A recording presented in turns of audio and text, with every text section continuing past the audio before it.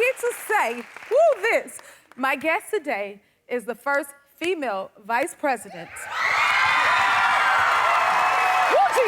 the United States.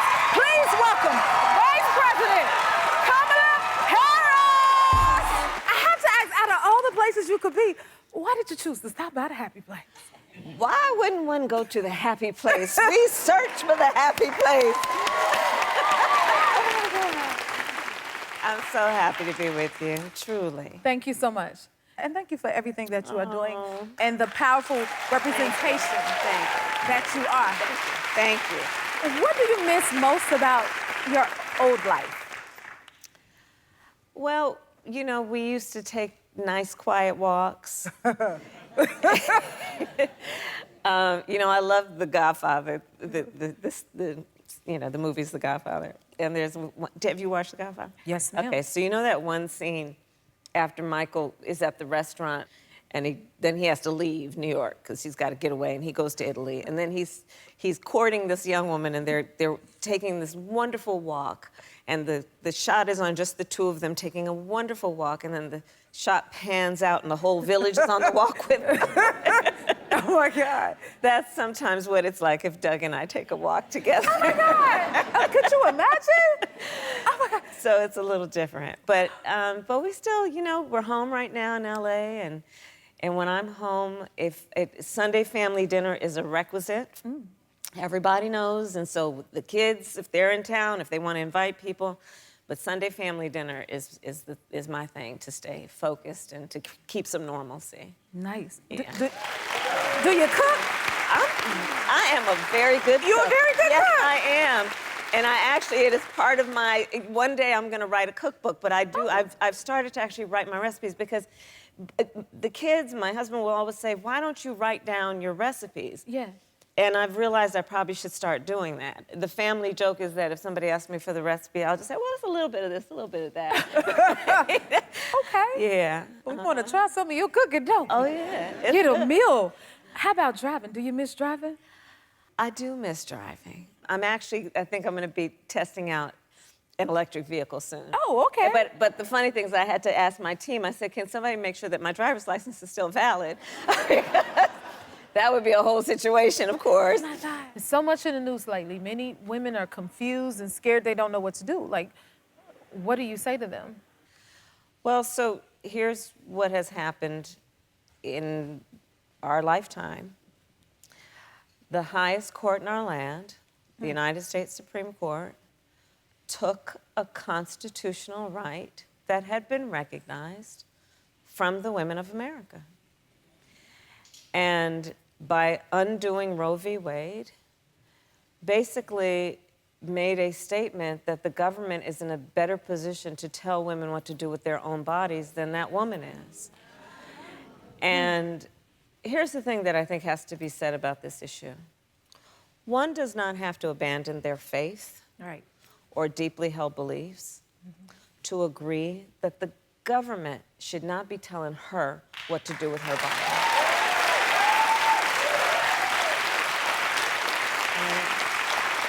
That is so true.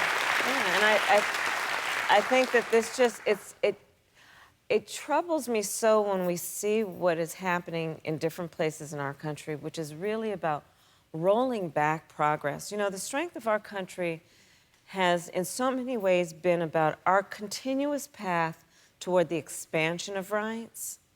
And now we're seeing these extremist so-called leaders who are trying to restrict rights. And on this issue, there's a simple point at play as far as I'm concerned. Trust women to make decisions about what is in their best interest. Yes.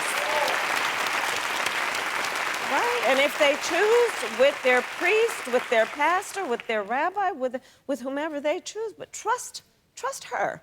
Trust her. Trust her. I like that. And a lot of Black women and minorities are dying during pregnancy, given, you know, related issues. It's a big issue. So this is something I've worked on for years, and in particular the issue of Black maternal mortality. Black women in our country are 3 times more likely to die in connection with childbirth than other women. Native women, twice as likely. Rural women, 1.5 times more likely. And part of the issue, especially when it relates to Black women and Native women, is that they walk into the hospital or the clinic or the doctor's office and they're just not taken as seriously.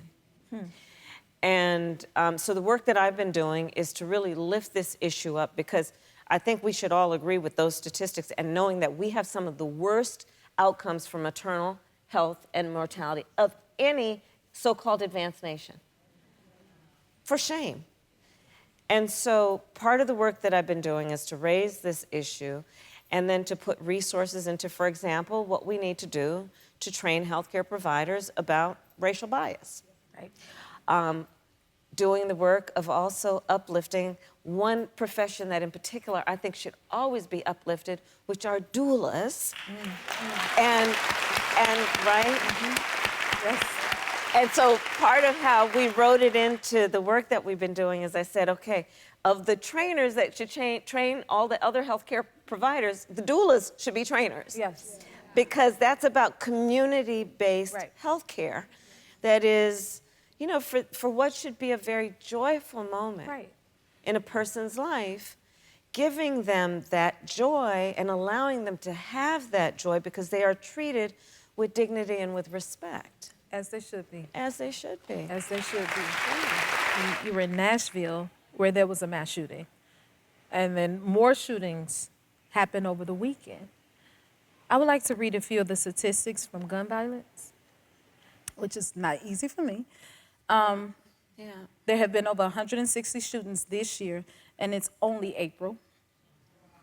Guns are now the leading cause of death of kids in America. Oh. A new survey says 1 in 5 Americans have lost a family member to gun violence, including myself. Yes. Also, 1 in 6 Americans have witnessed a shooting. Among Black adults, it's 1 in 3. And for Black Americans, only 13% of the population, but 60% of the gun deaths. You know, your voice is so important on this, and through the tragedy that you experienced. I mean, I remember when it happened, and I remember how you talked about it then. It's, you know, I was the elected DA of San Francisco. I was the Attorney General of California. I ran the second largest Department of Justice in the United States. And when I look at the tragedies all over our country that have affected so many people so personally, and the senseless nature of it all. Right. Because here's the thing. First of all, we shouldn't have to be presented with this false choice, which suggests you're either in favor of the Second Amendment or you want reasonable gun safety laws. That's a false choice. The point is to say, it is reasonable that we would have background checks, because it is reasonable that you might want to know if someone has been found by a court to be a danger to themselves or others before they can buy a gun. It's just reasonable. It's just reasonable. It is reasonable to say that weapons of war have no place on the streets of America. And by that, I mean assault weapons. Weapons of war. Right. They were literally designed to be weapons of war. We need an assault weapons ban. These are reasonable things to do. And, you know, also, you know, we look at our children. You know, there's so many of us were blessed to grow up at a time where we did not have the experience that the children of America are having right now, which is, as they are learning to read and write, they are literally being taught, like taught, this is how you hide and be quiet. If there is a rampant gunman, if there is a mass shooting happening in your classroom. So our children are sitting in classrooms.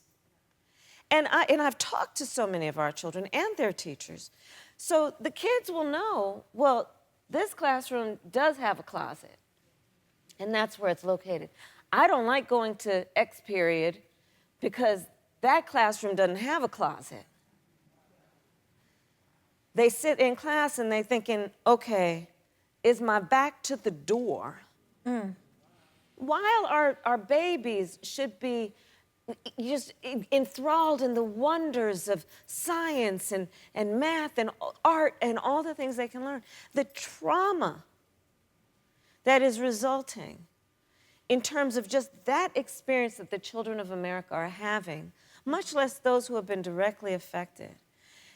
And I just think it is pitiful that the people in the United States Congress do not have the courage to stand up and stand up to the gun lobby, stand up to the NRA, and say, look, I support the Second Amendment, but we need reasonable gun safety laws. Have the courage. You know, and I went down, like you said, I went down to Tennessee, and I mean, again, that was a case where 9-year-old babies were killed. And then 3 of the people who were involved in their school, working at the school, were killed. And then these they call them the Tennessee Three. These 2 young legislators who are in their 20s and another, Gloria, and they stood up and they insisted that the voices and the cries and the demands of the families and the students and the teachers and the preachers would be heard. And you know what happened? These other legislators turned off their mic. Didn't even entertain debating the issue. Like, debate the issue. Right. If you got something to say, yes. But don't silence the people. Yes. Don't silence the people. That is so true. What do you say to people wanting younger leaders today? Oh, we need our young leaders. We need our young leaders to lead. And I say it everywhere I go. You know, I am a child of parents who met when they were active in the civil rights movement. Some of the greatest, if not all, the movements in our nation that have been about progress have been led by our young leaders. We need them. We need them. And I look at, you know, those 2 young legislators in Tennessee. I look at the March for Our Lives. I look at all, they're young because they're saying, you know, if y'all can't figure this out, We're gonna figure it out. We're gonna march and we're gonna protest and we're gonna do whatever we need to do. And they're affected, so they should have a voice. Right, their lives are on the line. That is true. If you like this video, smash that like button and subscribe to the Jennifer Hudson Show YouTube channel. Check your local listings or visit jenniferhudsonshow.com to see when you can watch full episodes in your area. And don't forget to sign up for the newsletter.